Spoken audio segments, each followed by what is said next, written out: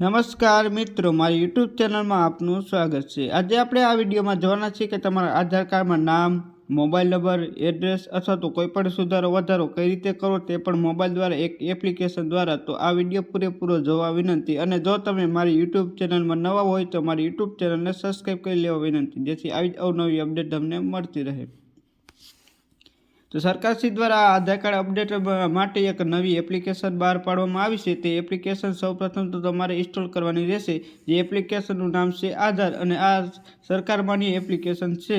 તે ઇન્સ્ટોલ કરી લેવાની છે। ઇન્સ્ટોલ કર્યા બાદ તમારે તે એપ્લિકેશનને ઓપન કરવાની છે। જે રીતે એપ્લિકેશન ઓપન કરશો એટલે તમારા મોબાઈલમાં આવી રીતે ઇન્ટરફેસ જોવા મળશે। ત્યાં તમારે અહીં ફ્યુચર ઉપર ક્લિક કરવાનું છે, ત્યારબાદ નેક્સ્ટ ઉપર ક્લિક કરવાનું છે। જેવું નેક્સ્ટ ઉપર કરશો એટલે અહીંયા આઈ એમ રેડી વિથ માય આધાર તેના ઉપર ક્લિક કરવાનું છે। જેવું તેના ઉપર ક્લિક કરશો એટલે તમને તમારો આધાર કાર્ડ નંબર અહીં માગવાનો ઓપ્શન આવશે, ત્યાં તમારે આધાર કાર્ડ નંબર નાખી દેવાનો છે।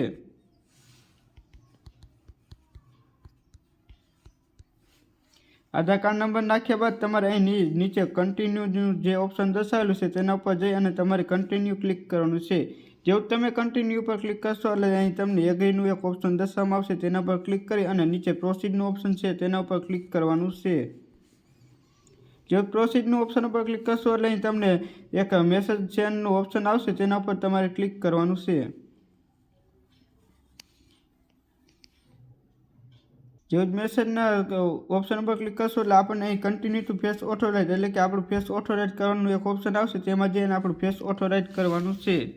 તે માટે તમારે આગલો કેમેરો ખોલી અને આમ સામે મોબાઈલ રાખી અને અહીં ઓથોરાઇઝ ઉપર ક્લિક કરવાનું છે। ત્યારબાદ તમારો ચહેરો એક કેપ્ચા કરી લેવાનો છે।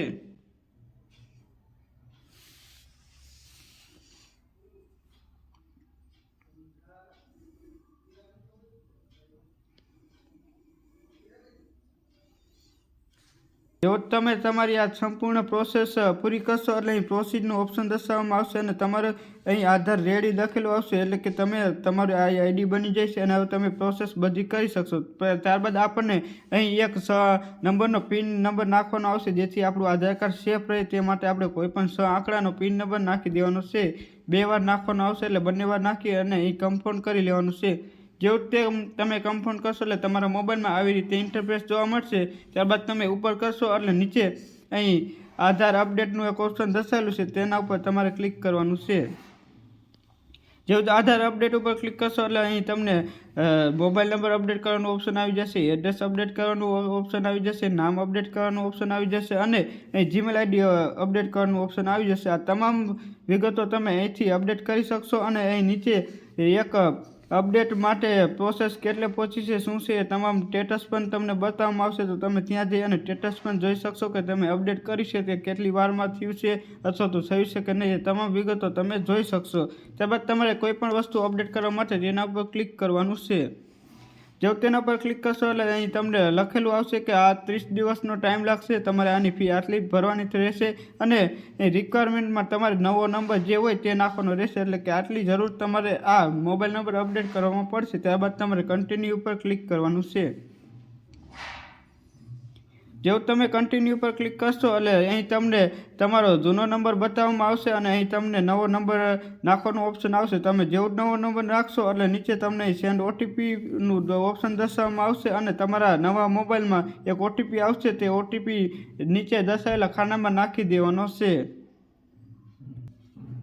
જેવો તમે તમારો ઓટીપી નાખશો એટલે તમને એક ફેસ વેરિફિકેશન કરવાનું ઓપ્શન આવી જશે। ફેસ વેરિફિકેશન કરવા માટે અહીં નીચે જે લખેલું છે કે ફેસ ઓથોરાઇઝ તેના ઉપર ક્લિક કરશો એટલે તમને તમારું ફેસ વેરિફિકેશનનું ઓપ્શન જોવા મળશે।